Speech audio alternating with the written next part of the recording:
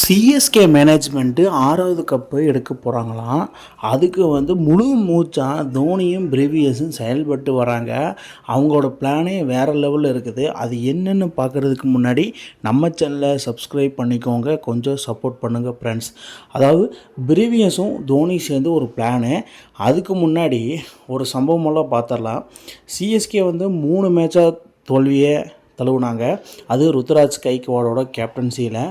அதுக்கப்புறமா கடைசியாக டெல்லி கூட வின் பண்ணி ஈஸியாக வின் பண்ணல, ரொம்ப கஷ்டப்பட்டு தான் வின் பண்ணியிருக்காங்கன்னு சொல்லணும்.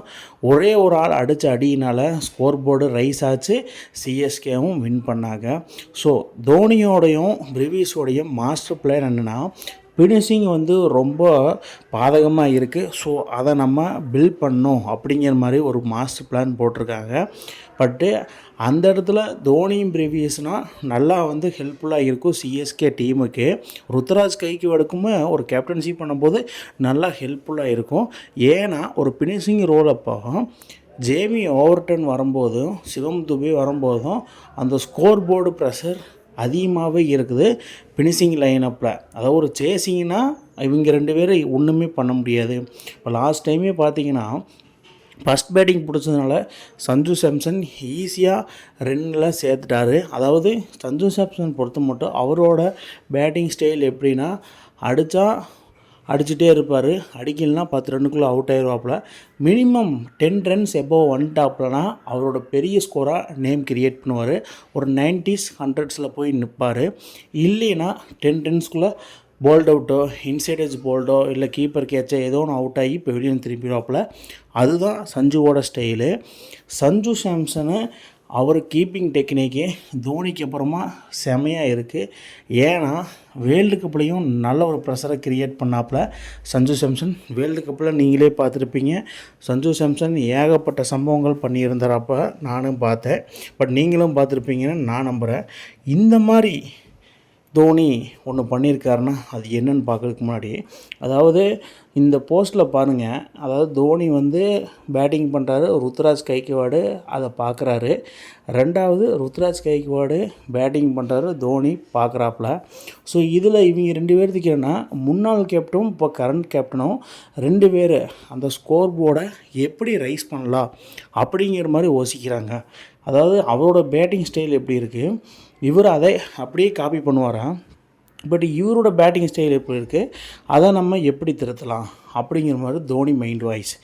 இப்படியே போயிட்டு இருந்தால் நம்ம 6வது கப்பை அடிக்க மாட்டோம் அப்படிங்கிற மாதிரி அவங்களுக்கு மனசில் ஒரு எண்ணம் க்ரியேட் ஆயிடுச்சு.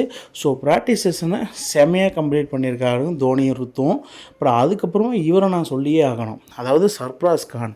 அதாவது நம்ம தோனி, சிவம் துபே, பிரிவியஸ், ருத்ராஜ் கைக்வாட், சஞ்சு சாம்சன், ஆயுஷ் மாத்ரே இவங்களை எல்லாத்தையும் சொன்னாலும் சர்ப்ராஸ் கான் வர்ற பகுதி ஒரு டிஃப்ரெண்ட்டான பகுதி. மிடில் ஆர்டர்ஸில் எல்லோரும் ஆன்ஃபீல்டிருந்து கொஞ்சம் சர்க்கிளுக்கு பின்னாடி நிற்கும் போது இவரோட பேட்டிங் ஸ்டைலு வேறு லெவல் இருக்கும். பட் பெரிய 6 கிட்டிங் வேறு லெவல் இல்லாட்டியும் பட் பவர் கிட்டிங் இருக்குது. பட்டு பிளேஸ்மெண்ட்டு வேறு லெவலில் பண்ணுறாப்புல சர்ப்ராஸ் கான்.